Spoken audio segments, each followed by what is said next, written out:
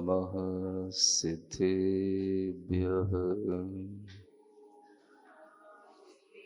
ॐ नमः सिद्धेभ्यः।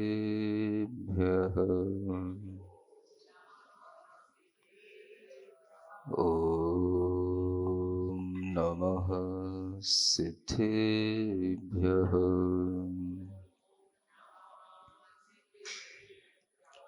ओकारं बिन्दुसंयुक्तं नित्यं ध्यायन्ति योगिनः।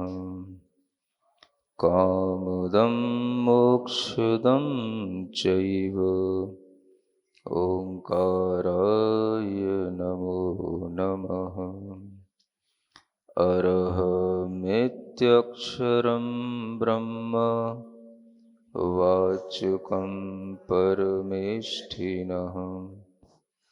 सिद्धचक्रस्य सद्बीजं सर्वतः प्रणमाम्यहम्। अनंतानंत सिद्ध परमेष्ठी भगवान की, देवादिदेव श्री पार्श्वनाथ भगवान की, वर्तमान शासन नायक श्री वर्धमान महावीर भगवान की, परम पूज्य आचार्य गुरुवर श्री विद्यासागर जी महाराज की, परम पूज्य अर्हम ध्यान योग प्रणेता मुनि श्री प्रणम्य सागर जी महाराज जी की, मुनि संघ की नमोस्तु महर्षि, नमोस्तु महर्षि, नमोस्तु। आचार्य सोमदेव सूरी विरचित नीति वाक्य अमृत ग्रंथ के माध्यम से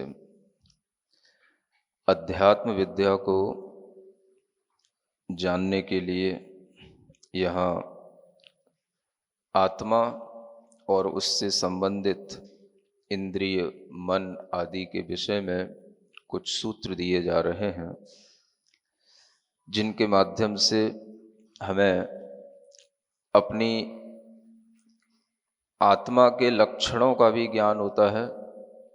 आत्मा की सिद्धि किस तरह से हम सामान्य जनों के बीच में भी कर सकते हैं। जो व्यक्ति धर्म को नहीं भी समझते हैं, पढ़े लिखे बहुत ज़्यादा दर्शन शास्त्र को नहीं भी होते हैं, उनके लिए भी आत्मा की सिद्धि इस तरह से करने का एक उपाय जो यहाँ पर पिछले 2 दिनों से 2 सूत्रों के माध्यम से बताया था, वह आत्मा की सिद्धि होने के बाद में यहाँ पर मन के स्वरूप के बारे में भी बताया जाता है। यतः स्मृति ही प्रत्यवमर्षण मोहापोहनम शिक्षालापक क्रियाग्रहणम च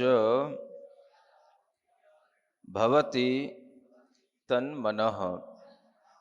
यहाँ मन की परिभाषा बताते हैं। मन किसे कहते हैं? आत्मा का काम अलग है और मन का काम अलग है। जिससे स्मृति आती है, स्मृति का मतलब स्मरण, याददाश्त बनी रहती है। ये स्मृति बनाए रखने का काम मुख्य रूप से मन का कार्य कहलाता है। मन के अंदर ही जो अवधारणा स्मृति के रूप में रहती है, वही हमें आगे आगे अनेक अनेक कार्यों के लिए प्रेरित करती रहती है। हमने पहले कौन कौन से कार्य किए हैं, हम कौन कौन से कार्यों को करने की पहले योजना बनाए हैं, किस कार्य को हमने किस ढंग से पहले प्रारंभ किया है, बाद में हमें उसे किस तरह से आगे बढ़ाना है, ये सारा विचार मन के माध्यम से होता है। ये स्मृति जो मन के अंदर रहती है, वह स्मृति ही हमारे अंदर एक बहुत बड़ा लोक व्यवहार बनाए रखने का कारण बनती है। अगर व्यक्ति में स्मृति न रहे तो वह लोक व्यवहार भी न चला पाए। कोई भी व्यापार चलता है तो उसमें भी आप कुछ वस्तुएं लाते हैं, कुछ वस्तुएं देते हैं। ये भी स्मृति के माध्यम से ही रहता है कि आप कौन सी वस्तुओं को लाए कौन सी वस्तुओं को आपने किसके लिए प्रदान किया। पहले के समय में बहुत सी जो ग्राहकी होती थी, सब कुछ स्मृति के माध्यम से ही चला करती थी। पहले के समय में जितना भी व्यापार चलता था, लेन देन होता था, आदमी उधार भी लेता था, देता था, तो वो भी लिखा पढ़ी कम होती थी, स्मृति से ही ज्यादा चलता था। कौन सा धन किसके पास में किसी ने रख दिया है तो वो रख जाता था, सेठ जी से कह देता था, सेठ जी ये धन आपके पास में रख दिया, इसके बदले में मुझे कुछ थोड़ा सा पैसा दे दो, मैं वापस जब ये पैसा आपको दे दूंगा मेरा धन मुझे वापस कर देना। अभी मैं किसी कार्य के कारण से समुद्री यात्रा पर जा रहा हूँ, मेरे पास में ये विशेष बहुमूल्य रत्न आदि हैं, ये आप अपने पास में रख लो, बाद में जब मैं लौट के आऊँगा तो मैं अपने रत्न आपसे वापस ले लूँगा। इतना बड़ा बड़ा धरोहर भी केवल स्मृति के आधार पर चला करती थी, आदमी के विश्वास के आधार पर चला करती थी। और इसी विश्वास के कारण से व्यक्ति जब किसी भी तरह से कहीं दूर भी चला जाता था तो भी वह अपने अंदर ये बात रखता था कि हाँ भाई, हम वहाँ पर वो चीज़ रखाए हैं, उसके स्मरण में है, इसलिए हमें कोई चिंता करने की बात नहीं है। इस तरह से ये स्मरण के माध्यम से पहले लोक व्यवहार चला करता था। धीरे धीरे विश्वास में कमी आती है तो फिर बात केवल मुंह तक नहीं रहती है, कुछ लिखा पढ़ी तक आने लग जाती है। जब आदमी की मुंह की बात पर विश्वास नहीं रहता, स्मरण में गड़बड़ी आने लग जाती है, तो फिर लिखा पढ़ी की आवश्यकता पड़ती है। आपने पहले एक घटना सुनी होगी, एक राजा सेठ के यहाँ पर एक व्यक्ति, एक दूसरा सेठ जो है कुछ अपने रत्न वगैरह रख जाता है और वह रत्न लेने के लिए वो दोबारा जब आता है तो वो मुकर जाता है। सत्य घोष की कथा है ना, पुरोहित, वो उसके माध्यम से वो जानने में आती है। तो इस कथा से पता पड़ता है कि पहले के लोग कितने बड़े बड़े चीजें भी, माने इतने सारे रत्न जो थे उसके, वो रत्न जो है वो 5 रत्न थे और उनको वह सेठ जी के पास रख गया और सेठ जी का नाम था सत्य घोष, है ना।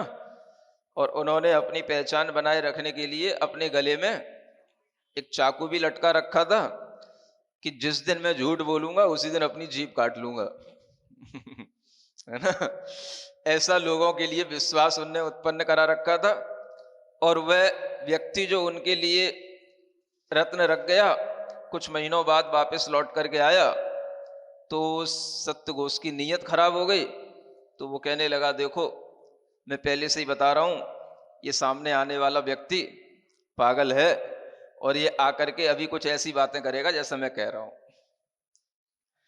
और उसने वैसी ही बातें की, उसको जबरदस्ती पागल घोषित कर दिया और पागल घोषित करने के बाद में उसके जो है रत्न वगैरह लेने की तो उसके अंदर से एक भावना ही उसकी समाप्त कर दी कि अब इसको यहाँ से रत्न मिलेंगे ही नहीं। लेकिन वो भी इतना जिद्दी रहा कि उसने रत्न लेकर के ही चैन लिया। तो कई बार लोगों के लिए भी जो है एक तरह से बदनामी दे देने से, उन लोगों का एक कहना चाहिए डिमोटिवेशन कर देने से, उनको किसी भी तरीके से उनका मानसिक जो एक स्तर है उसका गिरा देने से भी जो है लोग अपने जो है स्वार्थों को अपनाने लग जाते हैं, है ना। जैसे मोदी जी ने राहुल के लिए पप्पू पप्पू कह के ना उस राहुल को बिल्कुल पप्पू बना दिया। तो ये एक तरीका होता है, व्यक्ति को गिराने का एक तरीका होता है। आप किसी भी व्यक्ति को अगर गिराना चाहते हैं तो आप उसकी इस तरीके से हंसी उड़ाने लग जाएं, मजाक उड़ाने लग जाएं, उसकी निंदा करने लग जाएं कि वो व्यक्ति अगर थोड़ा बहुत भी अगर भीतर से कहीं डिसमिस हो गया तो वो फिर वो गिरता ही चला जाएगा। एक तरीका होता है। तो ये तरीका जैसे पहले के पुरोहित ने, उस सत्य घोष ने अपनाया था, वैसा ही तरीका कुछ किसी भी व्यक्ति के साथ में जब अपनाया जाता है तो वह एक तरीके से जब मजाक बनती है, किसी भी व्यक्ति को एक सोशल मीडिया के माध्यम से उसको एक मजाक के रूप में लिया जाता है, उसी तरह के लोग हंसी मजाक करते हैं, कार्टून बनाते हैं, उसी तरह से उसको जो है फिर कोई भी निकनेम से फिर उसको बुलाने लग जाते हैं। तो उस व्यक्ति को जो है गिराने का एक तरीका होता है ना। माने अगर वो पप्पू नहीं है तो पप्पू बन जाएगा। तो इस तरीके से ये जो लोगों की मानसिकता को गिराने का तरीका, ये भी राजनीति में अपनाया जाता है ना। जो लोग किसी भी तरीके से किसी को उठने नहीं देना चाहते हैं, तो फिर उसको गिराने के दो ही तरीके होते हैं। मानसिक रूप से उसके ऊपर इतना प्रहार करना कि वो व्यक्ति भीतर से टूट जाए, है ना। उसके लिए किसी भी तरीके के कोई भी केस लगवा देना, किसी भी तरीके से उसको जेल में डलवा देना, किसी भी तरीके से उसको घर से बेघर कर देना, सब तरीके से उसकी इस तरीके से मानसिकता उसकी खराब करना ताकि व्यक्ति भीतर से टूट जाए। तो ये भी जो राजनीतिक हथकंडे होते हैं, ये भी हथकंडे राजनेता लोग अपनाया करते हैं अपने प्रतिपक्षी को जब वो शत्रु के रूप में देखने लग जाते हैं। यद्यपि ये तरीके अच्छे नहीं माने जाते।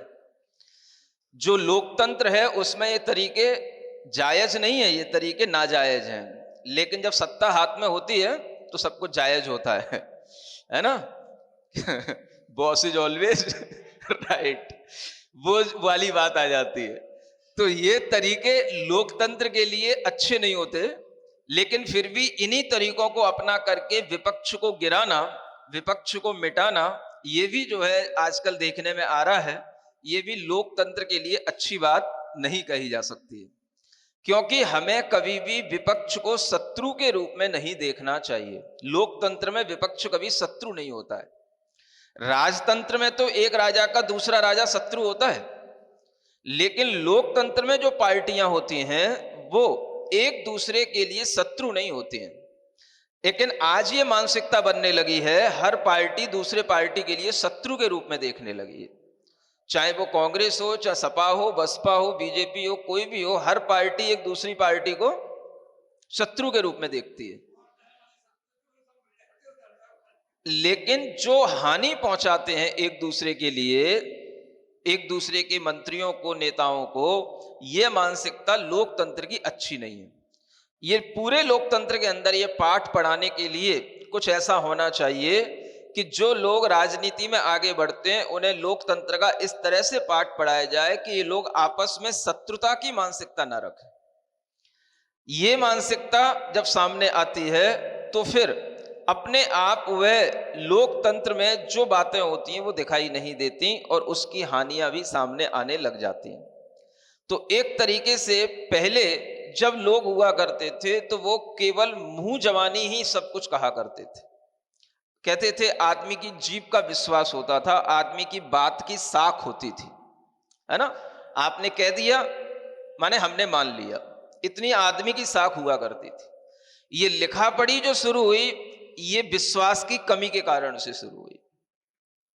आपस में भी आज भाई भाई के लिए भी कोई भी तरीके का सौदा करना पड़ता है तो लिखाना पड़ता है। हाँ, क्योंकि ऐसा भी देखा गया है कि अगर किसी भाई ने दूसरे भाई को खाली चेक दे दिया विश्वास में कि भाई लो ये रख लो और मुझे इतनी चीज की जरूरत है, तो बाद में उसने इस तरीके का भी विश्वासघात किया है कि उस चेक पे अपने मनचाही रोकड़ लिख करके उसके लिए आफत पैदा कर दी है। इस तरीके के देखे जाते हैं। तो ये जो विश्वास की कमी आई, इसी के कारण से लेखा जोखा शुरू हुआ। आपके भी दस्तखत, हमारे भी दस्तखत, एक कुछ भी है, हाँ नोटरी ले आओ, एफिडेविट ले आओ और एक वो स्टाम्प पेपर ले आओ, है ना, उस पर ला करके आप भी अपना दस्तखत करो, हम भी अपना दस्तखत करें, बात जो है पक्की हो जाए। वकील के सामने इस तरीके से मोहर लगा करके उस बात को पक्का किया जाता है। तो इसमें सब कुछ काम अगर देखा जाए तो मन का चल रहा है, और मन में भी क्या है, स्मृति का काम चल रहा है। स्मृति के माध्यम से ही आपको ये स्मरण रहेगा कि हम कल भी ये ग्रंथ सुन रहे थे और आज भी ये ग्रंथ सुन रहे हैं। नहीं समझ आया? अगर स्मरण नहीं होता, स्मृति हमारे दिमाग में नहीं होती, तो क्या होता? हम रोजाना बिल्कुल एक खाली किताब होते है ना।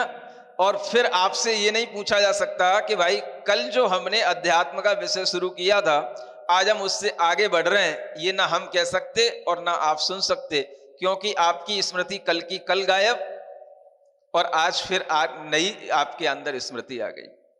तो स्मृति का एक बहुत बड़ा कार्य है। अगर स्मृति ना हो तो कोई भी संबंध बने नहीं रह सकते हैं। हाँ? पति पत्नी के संबंध भी नहीं रह सकते हैं। भाई तुमने विवाह कब किया था? 4 साल हो गए, 4 महीने हो गए, अब उसको स्मृति नहीं रही।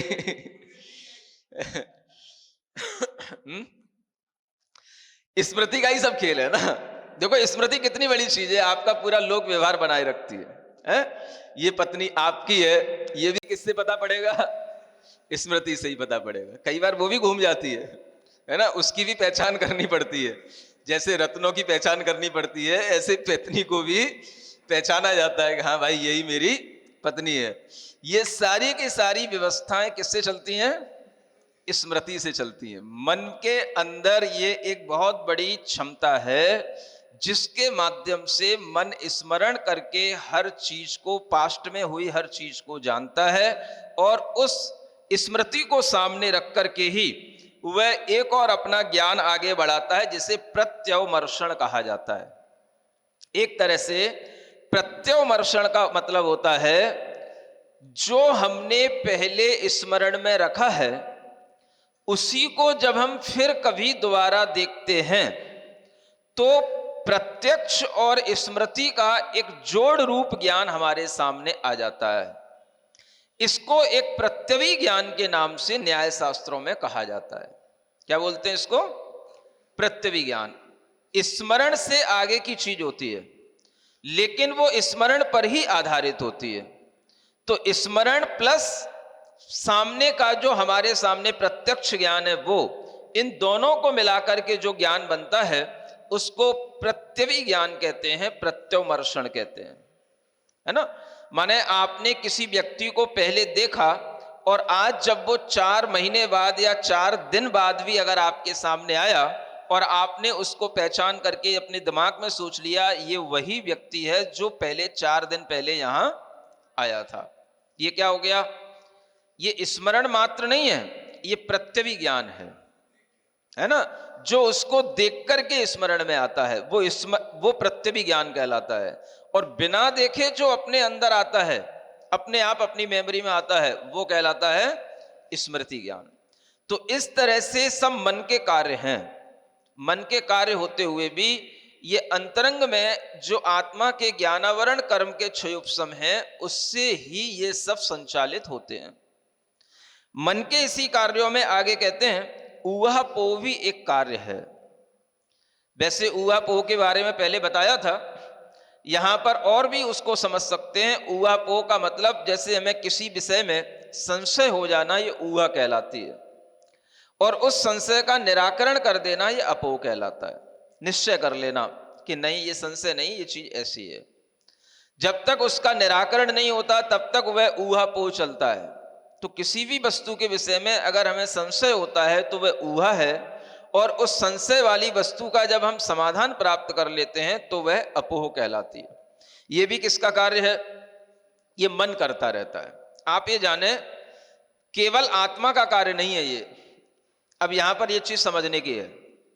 आत्मा के जो कार्य थे वो पहले बता दिए, मैं सुखी हूं, मैं दुखी हूं, संकल्प विकल्प करना, ये किसके काम है?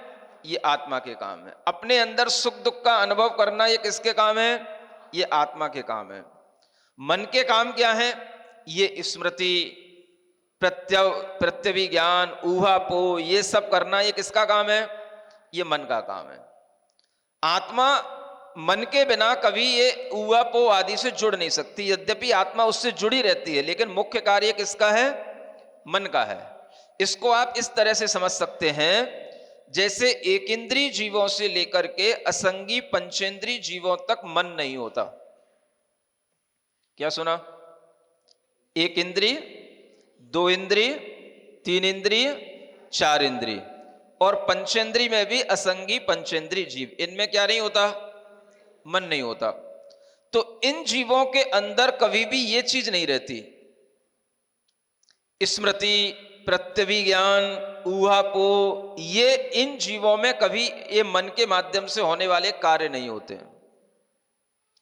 आपको लगेगा जरूर, जैसे मान लो कोई मच्छर है या मक्खी है, हम उसे अपने नाक पे से बार बार हटा देते हैं, वो बार बार फिर वहीं पर आकर के बैठती है, तो इसका मतलब है कि उसके अंदर कोई स्मृति रह जाती है, ऐसा अपने को लगता है ना, कि यहां पर हमको कोई सुगंधी आ रही है, यहां पर हमको अपनी इष्ट वस्तु प्राप्त हो रही है, तो वह बार बार उस स्थान पर आता है मच्छर, लेकिन उसमें उसकी कोई स्मृति काम नहीं कर रही है, उसमें उसका इंद्रिय ज्ञान काम कर रहा है, मात्र इंद्रिय ज्ञान, समझ रहे हैं? तो वो इंद्रिय ज्ञान के माध्यम से बार बार वह उसी स्थान पर आकर के बैठता है, स्मृति के माध्यम से नहीं कि यहां पर वो चीज रखी है चलो फिर घूम करके वहीं जाएं। वो घूमता है और घूमते घूमते उसके लिए वो इंद्रिय ज्ञान से वो चीज फिर वहीं पर उसके लिए इंद्रिय के माध्यम से आकर्षण पैदा हो जाता है, तो वो वहीं पर बैठ जाता है। वो इंद्रिय ज्ञान के माध्यम से होने वाला आकर्षण है। कभी कभी आपने देखा होगा मच्छर है, वो अगर आपने हटा दिया तो हट करके वह कभी कभी दीवार पे बैठ गया, तो थोड़ी देर दीवार पे बैठा रहेगा, फिर वहां से अगर वो हट जाता है तो फिर वो घूमने लग जाता है, और घूमते घूमते अगर उसे फिर से वही स्मेल उसके लिए आ जाती है, या वो अपनी जिस इंद्री के माध्यम से आकर्षित होकर के उस पदार्थ पर, उस व्यक्ति पर बैठ जाता है, तो वह उसके इंद्रिय ज्ञान के माध्यम से होने वाला वो कार्य है, ना कि मन के माध्यम से होने वाला कार्य। समझ आ रहा है? चाहे मक्खी हो चाहे मच्छर हो, ये सब अपनी इंद्रियों के माध्यम से बार बार ये भ्रमण कर रहे हैं, लेकिन जहां इनकी इंद्रियों के विषय मिलने लग जाते हैं वहीं पर ये रुकने लग जाते हैं, ये समझना चाहिए। मक्खी बार बार किसी स्थान पर बैठ रही है तो वह स्मरण हो करके फिर से लौट के नहीं आ रही है, लौट लौट के तो आती है, लेकिन उसके पीछे स्मृति उसका कारण नहीं है, वो लौट लौट के आती है, ये उसका स्वभाव है, घूमना उसका स्वभाव है, लेकिन जहां उसको अपने इंद्रिय का विषय मिलता है वो वहीं पर बैठने लग जाती है। समझ आ रहा है?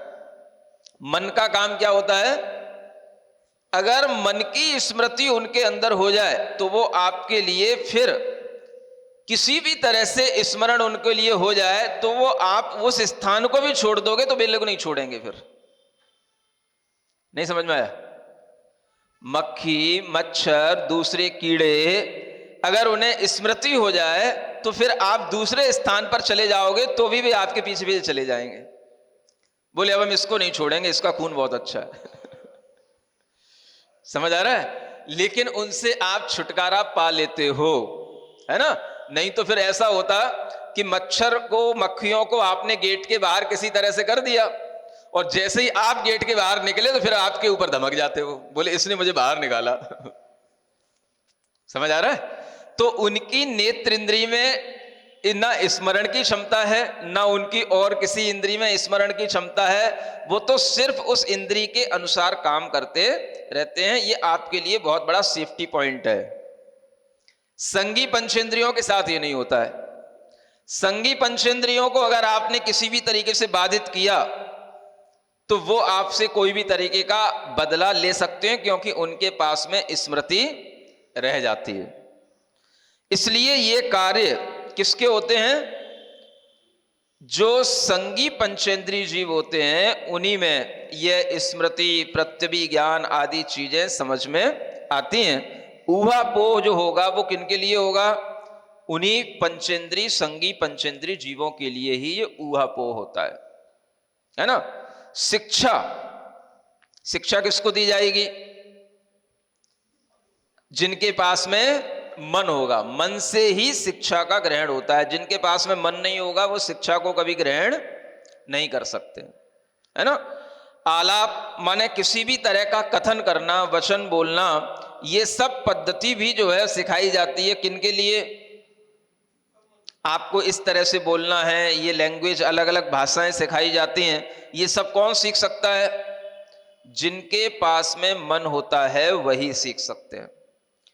तोता और मैना के पास में भी मन होता है तो वो तोता मैना भी आपकी भाषा सीख लेते हैं, आपकी भाषा में बोल सकते हैं।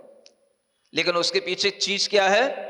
मन, जो हमें भले ही दिखाई ना दे लेकिन हमें उसके कार्य दिखाई देते हैं। शिक्षा, आलाप, क्रियाओं का ग्रहण, देख करके भी कौन सी क्रिया कब कैसे करनी है, इन क्रियाओं का ग्रहण भी किसके माध्यम से होता है? मन के माध्यम से होता है। इसलिए ये सभी जो कार्य हैं ये किसके कार्य हो जाते हैं? ये मन के कार्य हो जाते हैं। तो मन के कितने कार्य हो गए? स्मृति, प्रत्यभिज्ञान, ऊहापोह, शिक्षा का ग्रहण, आलाप का ग्रहण और क्रिया का ग्रहण। ये 6 कार्य मन के होते हैं। सुन रहे हो? याद करना है क्या? हो गया याद? स्मृति, प्रत्यभिज्ञान, ऊहापोह, शिक्षा का ग्रहण, आलाप माने वचनों का ग्रहण और क्रियाओं का ग्रहण। ये सभी ग्रहण करने के काम मन के माध्यम से होते हैं। और इसलिए आत्मा को और मन को अगर आप अलग अलग समझना चाहते हैं तो इससे समझ सकते हैं। कई लोग क्वेश्चन करते हैं ना, आत्मा में और मन में क्या अंतर है? ये क्वेश्चन का आंसर आपको ये सूत्र पढ़ने से समझ में आएगा। आत्मा का कार्य इन सबके माध्यम से सुख दुख का संवेदन करना है और मन का कार्य ये सब योजनाएं बनाना, ऊहापोह करना, शिक्षा आदि को ग्रहण करना, ये सारा का सारा मन को शिक्षित किया जाता है। मस्तिष्क तो शरीर का एक अवयव हो गया जहां पर वह मन बुद्धि के रूप में एक अपना सहयोगी और प्राप्त कर लेता है। मन के साथ एक चीज और होती है, ज्ञान या बुद्धि, उसका भी सहयोग उसको मिलता है। तो मस्तिष्क तो जो है एक आपके पास में एक तरीके का ऐसा हेड ऑफिस हो गया कि सारी जो जानकारियां मन के माध्यम से हासिल होती हैं वो सब कहां पे पहुंचाई जाती हैं? वो मस्तिष्क तक पहुंचाई जाती हैं, वहां पर उसको फीड कर दिया जाता है ना। तो ये आत्मा अलग चीज हो गई, मन अलग चीज हो गया। मन के कार्य अलग हैं, आत्मा का कार्य अलग है। और इस तरह से जब हम आत्मा, मन, बुद्धि, इंद्रियां, इन सब का एक डिफरेंस समझ लेते हैं तो हमें बहुत कुछ अपने अंदर घटित होने वाली चीजें समझ में आने लग जाती हैं। लेकिन ये सब चीजें हैं, इंटरकनेक्टेड हैं ये सब चीजें। मन के ऊपर कोई भी दुष्प्रभाव पड़ता है तो आत्मा पर भी उसका दुष्प्रभाव आता है। मन के अंदर कोई ज्ञान आता है तो आत्मा के थ्रू आता है, लेकिन कार्य जो मुख्य रूप से होता है वो मन के माध्यम से किया जाता है। आप कोई भी तरीके की चीजें सोच रहे हैं, समझ रहे हैं, ये कार्य मन के माध्यम से प्रमुख रूप से हो रहा है। और जितना भी आपके मन को प्रशिक्षित किया जाता है वो मन के ही लिए किया जाता है। जैसे आपकी आदतें बदलना, आदत बदलने का काम कौन करेगा? आदत बदलने के लिए आपको जो शिक्षा दी जाएगी, जो संस्कार दिया जाएगा, जो आपको प्रैक्टिस कराई जाएगी, सारी प्रैक्टिस किसके लिए होगी? मन के लिए हो गई। मन को प्रशिक्षित करना, ट्रेंड योर माइंड, यानी आपको अपने माइंड को ट्रेंड करना है। और माइंड को ट्रेंड करने के लिए आपको इन सब चीजों का सहारा लेना है, शिक्षा का, आलाप का, क्रियाओं का। उसी तरीके की चीजें सीखो, उसी तरीके की बातें सुनो, उसी तरीके की क्रियाएं करो जिससे आपके मन पर उनका पॉजिटिव इफेक्ट पड़े। ये जो है मन को प्रशिक्षित करने का तरीका होता है। तो जो लोग अपनी किसी शिक्षा पद्धति को बदलना चाहते हैं, अपने संस्कारों को बदलना चाहते हैं, उन्हें मन को इन माध्यमों के थ्रू गुजरना पड़ता है। आपको अपने बच्चे के संस्कार बदलने हैं, आप उसको 3 चीजें जो लास्ट की हैं उनमें उसको लगाओ, बाकी सब अपने आप हो जाएगा।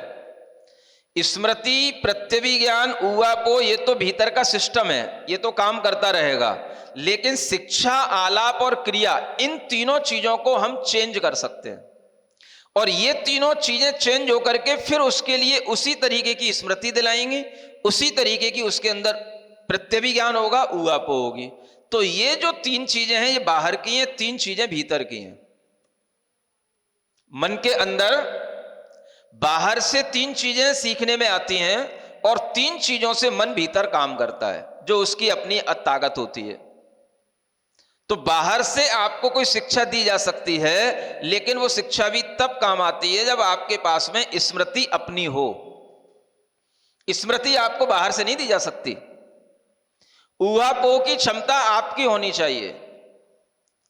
बाहर से आपको वचन दिए जा सकते हैं, शिक्षा दी जा सकती है, क्रियाएं सिखाई जा सकती हैं।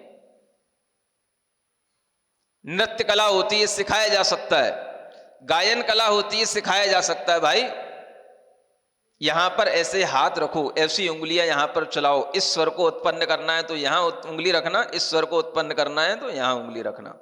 हारमोनियम पे नृत्य के लिए भी सिखाया जाता है। जब ये ध्वनि आए, ध्वन आए, तो उस समय पर इस तरीके से हाथ करना, जब ये ध्वनि आए तो उस समय पर इस तरीके से पैर आगे पीछे करना। ये सब कलाएं होती हैं, सिखाई जाती हैं। संस्कार डाल दिया जाता है मन के ऊपर। वह मन का संस्कार इन तीन बाहरी पद्धतियों से दिया जाता है। ये एक नई चीज है बच्चों को कोई भी चीज सिखाने की। आप उनको उस तरीके की शिक्षा दें, उस तरीके की चीजें उन्हें सुनाएं, पढ़ाएं और उसके साथ उस तरीके की उन्हें क्रिया कराएं, वो कोई भी चीज में मास्टर हो सकते हैं। शिक्षा, आलाप और क्रिया का ग्रहण करना ये मन का स्वभाव है। वो डॉक्टर भी बन सकता है, वो इंजीनियर भी बन सकता है, वो किसी भी तरीके का डांसर, म्यूजिशियन, कुछ भी बन सकता है। जैसी आप उसे शिक्षा देंगे वो उस तरीके की कला सीख लेगा। प्रशिक्षण किसको दिया जा रहा है? मन को। तो ये सब मन की क्रियाएं हैं, है ना। अब आगे कहते हैं आत्मनो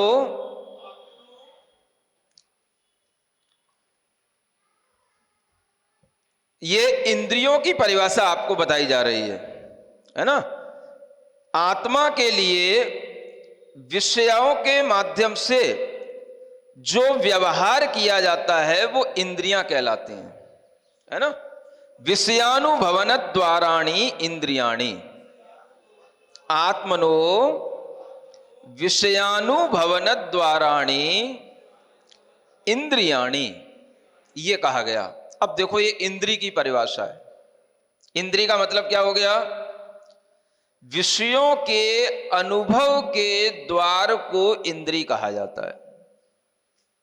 आत्मा जिनके माध्यम से विषयों का अनुभव करे उन द्वार को इंद्री कहते हैं।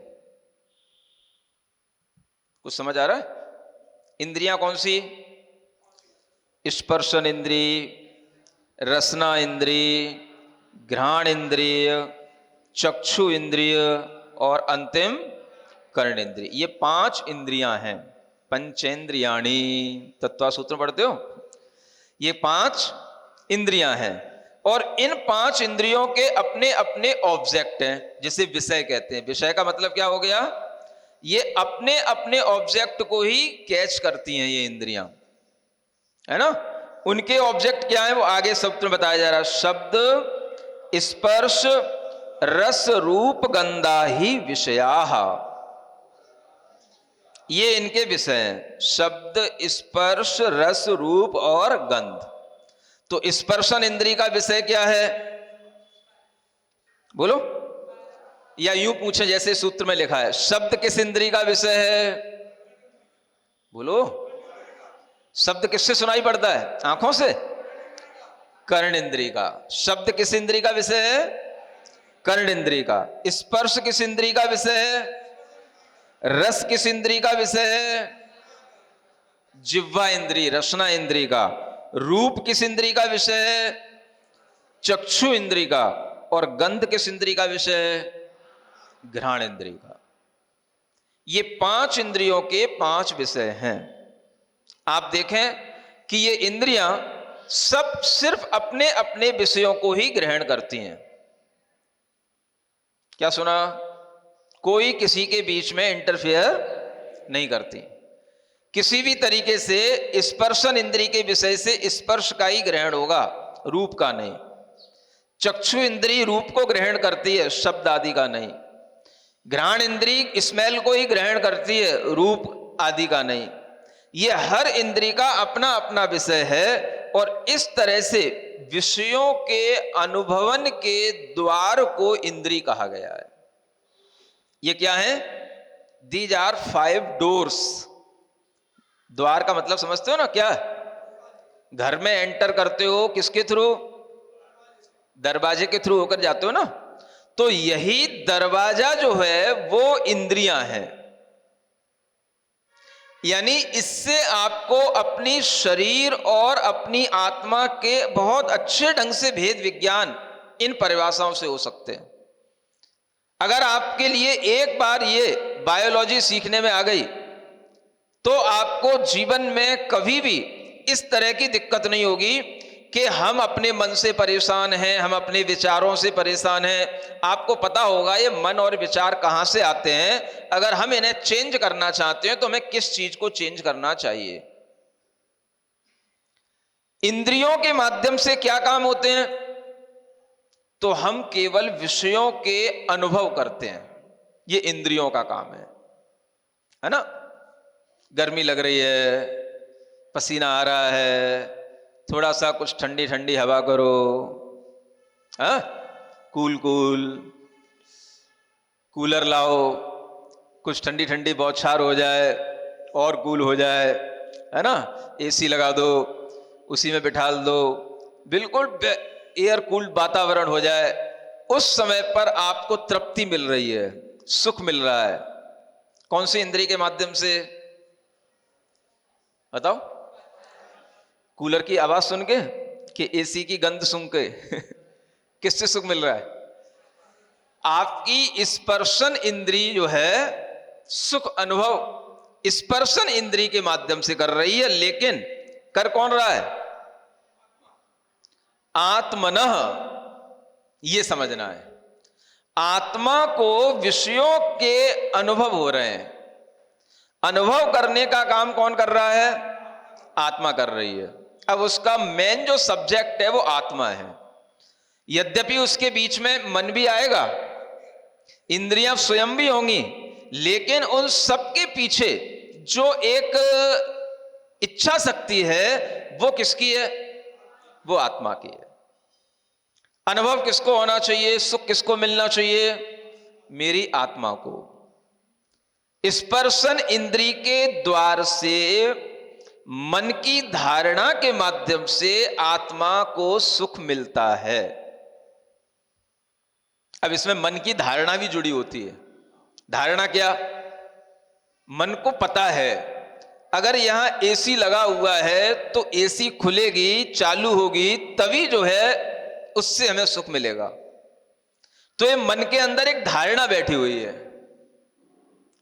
अगर किसी के लिए थोड़ी सी भी गर्मी है और उसके लिए यहां पता है कि यहां एसी है, तो वो थोड़ी सी गर्मी को भी शांत बैठ करके शांत नहीं करना चाहेगा, क्योंकि उसे क्या दिख रहा है? उसको ऑन करो। ये मन की धारणा। आत्मा को सुख मिलना अलग बात है, लेकिन आत्मा को फिर सुख किससे मिलने लग जाता है? मन की धारणाओं से सुख मिलने लग जाता है। अब हमें सुख कोई छोटी सी हवा करे तो उससे नहीं मिलेगा, सिंपल से छोटे छोटे फैन चल रहे हैं इनसे नहीं मिलेगा। क्या चाहिए? एसी ऑन करो, एसी ऑन करो, एसी ऑन करो, क्योंकि मन में धारणा बैठ गई है। तो आत्मा इंद्री के द्वार से मन की धारणा के माध्यम से सुख का अनुभव करता है। यह पूरा सेंटेंस बनेगा। समझ में आ रहा है? आत्मा, मन, इंद्री और इंद्री के विषय में ये कैसा एक अपने आप में रिलेशन हो गया, कोरिलेशन। इस तरीके से समझना। इंद्री के विषय से इंद्री के द्वारों का मन की धारणा से आत्मा अनुभव करता है। ये सेंटेंस बोलना सीख लो, यही पूछना है। क्या सुना? आज नहीं पूछना? बोलो, बोल के बताओ क्या बोला मैंने। इंद्री के विषयों का इंद्री द्वारों से मन की धारणा के माध्यम से आत्मा सुख दुख का अनुभव करता है। सुख दुख का अनुभव करने वाला कौन? आत्मा। अब भीतर से चले बाहर तो आत्मा सुख दुख का अनुभव मन की धारणा से इंद्रिय द्वारों का आलम्बन लेकर इंद्रिय विषयों से करता है। नहीं समझ आ रहा? देखो, इसी को कहते हैं आध्यात्मिक यात्रा। आपको पता होना चाहिए कि हम क्या कर रहे हैं। ऐसा नहीं है कि एसी चालू हो गई, आप पड़े हैं उसमें, हैं, गद्दा खराब कर रहे हैं, उसी पे कूले जा रहे हैं, कूले जा रहे हैं। समझ आ रहा है? पता होना चाहिए कि ये गद्दा किसको सुख दे रहा है और इस गद्दे को सुख किसके इंद्रिय के माध्यम से मिल रहा है। समझ आ रहा है? मुलायम गद्दे का सुख स्पर्शन इंद्रिय के माध्यम से मन की धारणा है, मुलायम में ही सुख है, कठोर में सुख नहीं है। थोड़ा सा भी कोई भी वो रबड़ की कोई चीज हो या कोई भी लकड़ी की कोई चीज हो, ऐसी कठोर चीज पर हम नहीं बैठ सकते, नहीं लेट सकते। सुख चाहिए किससे मिलेगा? मुलायम चीज से ही चलेगा। समझ आ रहा है? वो डनलप ही होना चाहिए। तो इस तरीके की जो धारणा है, ये सब धारणा का ज्ञान जिस बच्चे को हो जाएगा, वो अपनी इंद्रियों को भी जीत पाएगा, मन को भी जीत पाएगा, क्योंकि उसे पता है मन क्या काम कर रहा है, इंद्रियां क्या है, इंद्रिय के विषय क्या है, आत्मा क्या है। ये बहुत बड़ा विज्ञान है।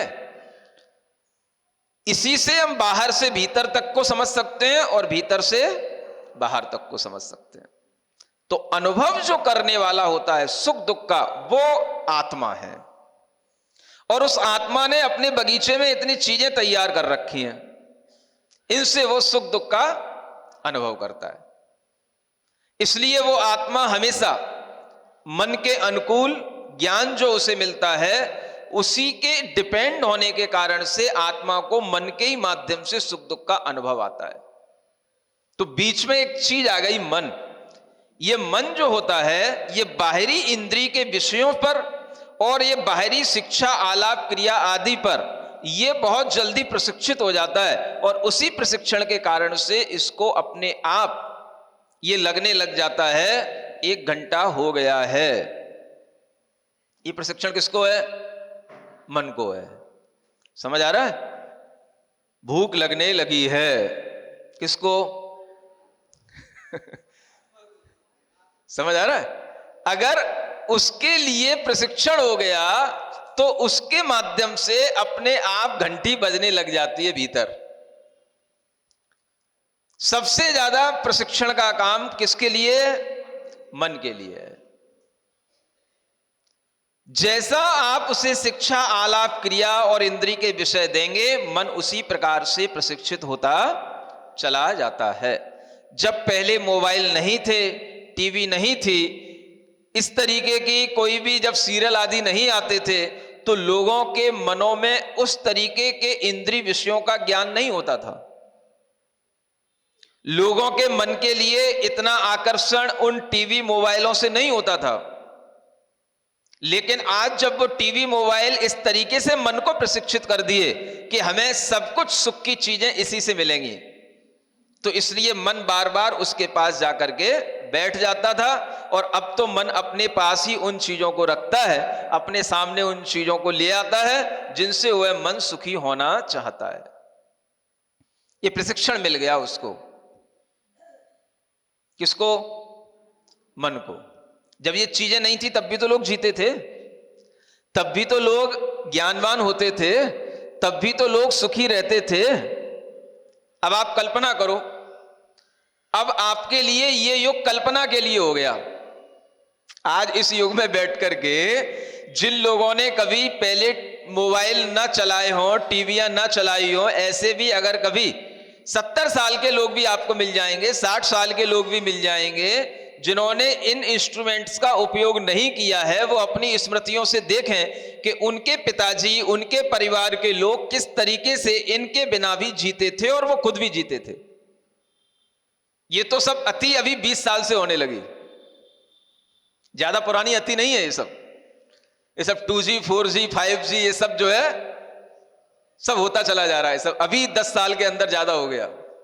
हाँ, तो ये सब जो प्रक्रिया बदलती जा रही है, बाहर की चीजों का मन के ऊपर प्रभाव पड़ता चला जा रहा है, इसी कारण से मन उन पदार्थों से जुड़ जाता है। और एक बार मन के ऊपर ये प्रशिक्षण आ गया कि उसमें हमें अच्छे अच्छे चित्र दिखाई देते हैं, अच्छी उसकी जो फिल्म होती है, यानी जो उसका पिक्चराइजेशन होता है, वो मोबाइल में इतना कलरफुल आता है कि वो व्यक्ति अगर वास्तव में भी इतना अच्छा नहीं हो तो भी उसमें इतना अच्छा दिखाई देता है। वो नहीं समझ आ रहा? कोई भी व्यक्ति, आप अपना भी फोटो उसमें लेकर के देखोगे तो भी आप कहोगे मैं इतना सुंदर लगता हूं। ये उसका सबसे बड़ा अट्रैक्शन है। उसका कॉन्ट्रास्ट बढ़ा दो, लाइट बढ़ा दो, समझ आ रहा है, कलर उसके कॉम्बिनेशन अपने आप से सेट कर लो, फिर देखो आप मजा उसका। तो ये जो मजे देखने में आता है, इस मजे से जो मन के ऊपर संस्कार पड़ता है, वो फिर संस्कार वो मन बार बार लेने को दौड़ता है। इसलिए पहले के लोगों के लिए पढ़ने लिखने का पर्याप्त टाइम रहता था, खेलने कूदने सोने का भी पर्याप्त टाइम रहता था। आज सारा का सारा टाइम कहां कैप्चर हो रहा है? मोबाइल में। ना उन्हें खेलने कूदने की चिंता है, ना उन्हें अपने खाने पीने की चिंता है, यहां तक कि अपने सोने तक की चिंता नहीं है। बस मन का जुड़ाव मोबाइल से होना चाहिए।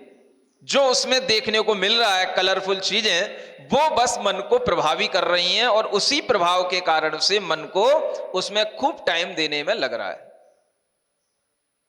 अब ये संस्कार बच्चों को बचपन से दे दिया आपने, तो वह बढ़ता चला जाता है, और जब वो 15 साल का 16 साल का हो जाएगा, जब उसकी पढ़ने की उम्र होती है, इन सब चीजों को सीखने की उम्र होती है, उस समय वो घर बैठा बैठा मोबाइल चला रहा होगा।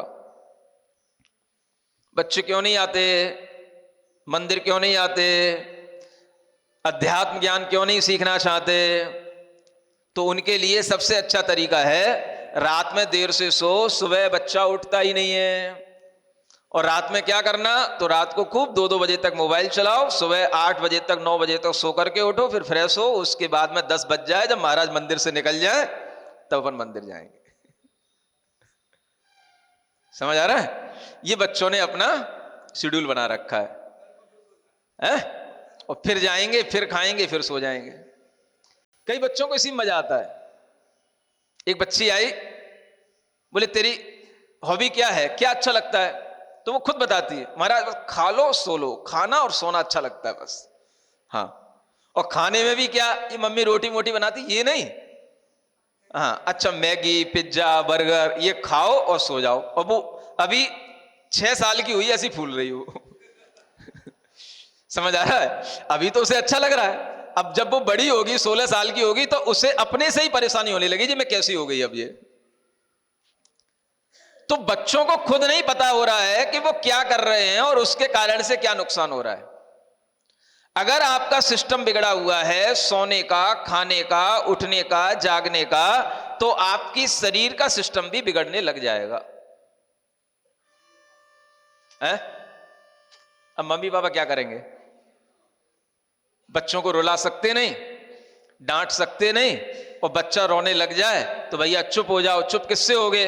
तो बर्गर खाने से ही चुप होगा, तो भाई बर्गर ही खा लो, चुप तो हो जाओ, शोर तो ना मचाओ। तो मम्मी पापा अब क्या करें? अब सिर दर्द हो गया उनके लिए, है ना। मोबाइल से सुख खुशी हो गए, मोबाइल से चुप हो गए, तो वो तब तक रोता रहता है। पट्टा छोटा सा 2 साल का पट्टा भी होगा तो भी छोटा सा वो रोने लग जाता, मचलने लग जाता मोबाइल के लिए। उसका भी मन है ना, तो मन के ऊपर प्रभाव पड़ता है।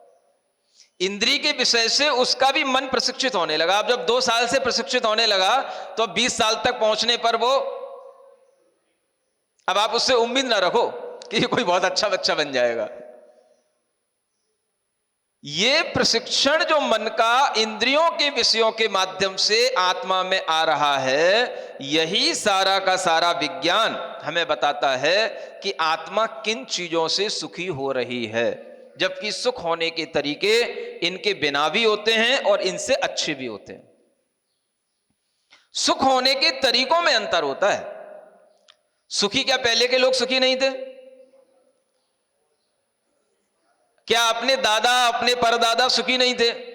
घर में रहने वाले लोगों के पास जब मोबाइल नहीं था, टाइम पास कैसे करते थे? बोर होते थे, है ना? अब आपका बहुत अच्छे से टाइम पास होता है।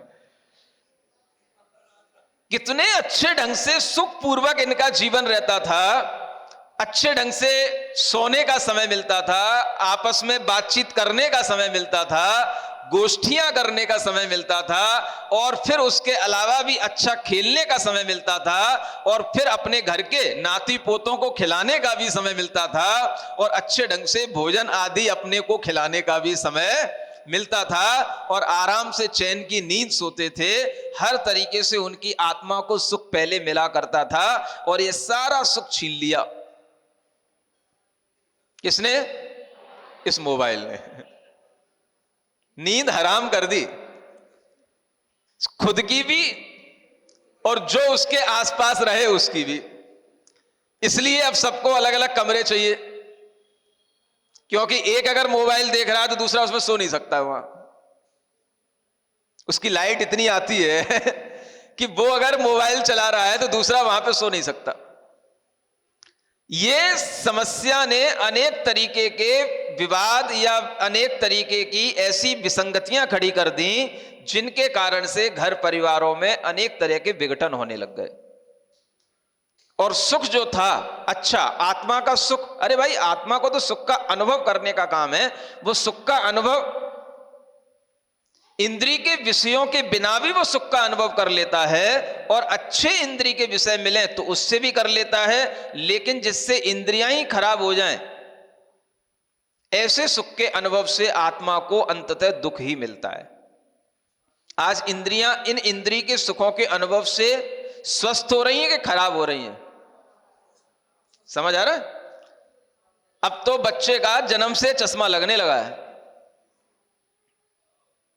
सारे इंद्रियों की जो है एक तरीके से गड़बड़ियां, कम उम्र में ही जीभ को टेस्ट नहीं आना, कानों को सुनाई नहीं पड़ना, ये सभी इंद्रियों की खराबियां होने लगी इन मोबाइलों के कारण से। इन मोबाइलों में ऐसी रेज निकलती है। एक बार मेरे कान के पास में किसी ने वो मोबाइल रख के मुझे कोई बात सुनाने की कोशिश की। उसके बाद थोड़ी देर बाद मुझे जो है ऐसा दर्द सा होने लग गया कान में। सही बता रहा हूं मैं आपको। मैंने किसी ने कोई मैसेज दिया, सुनाने की कोशिश की, वो कान पे रख दिया, तो मुझे ऐसा लगा कि इसकी रेज के कारण से कान में हल्का सा, वैसा दर्द नहीं, एक हल्का सा मतलब असहज महसूस होने लगा। वो मैंने, अगर आपने पहले कभी इन इंद्रिय के विषयों से इस तरीके से आपकी इंद्रियां अभ्यस्त नहीं है, पहली बार जब आप इसका किसी भी तरीके से यूज करोगे तो आपको अपने आप समझ में आएगा कि इससे इंद्रियों पर कितना नुकसान हो रहा है। लेकिन यह बात है, होता आपको भी होगा, नहीं होता? लेकिन जब आप अभ्यस्त हो जाते हैं तो फिर वह आपके लिए अभ्यास भी कई बार इंद्रियों को खराब करने में कारण बन जाता है। इसलिए बहुत से समझदार लोग होते हैं जो कान में डायरेक्ट मोबाइल नहीं लगाते हैं। क्या समझ में आ रहा है? डायरेक्ट कान में मोबाइल लगाने से भी जो मोबाइल के अंदर से निकलने वाली जो रेज होती हैं वो बहुत नुकसान पहुंचाती हैं। आंखों पर डायरेक्ट वो जो ब्लू स्क्रीन रहती है वो आपके लिए आंखों को बहुत नुकसान पहुंचाने वाली स्क्रीन होती है। लेकिन इन सब चीजों का नुकसान झेलने के बाद भी मन इतना अभ्यस्त हो जाता है कि उसे इन्हीं इंद्रिय विषयों से आत्मा को सुख मिलता है, ऐसा लगता है। आप देखें, बहुत से लोगों के कान के माध्यम से उनकी सुनने की क्षमता भी जा रही है। हां, कान की सुनने की क्षमता चली जा रही है इन मोबाइलों के अधिक उपयोग करने से। और मैंने ऐसे ऐसे लोगों को देखा है जिनके कान के बड़े बड़े कैंसर हो गए हैं इन मोबाइलों का अधिक उपयोग करने से। आप इन इंस्ट्रूमेंट से होने वाले लाभों को भी देखें तो हानियों को भी देखें। लाभ कितना है हमारे लिए ये भी सोचें, और हानि उससे कितनी गुना ज्यादा है ये भी सोचें।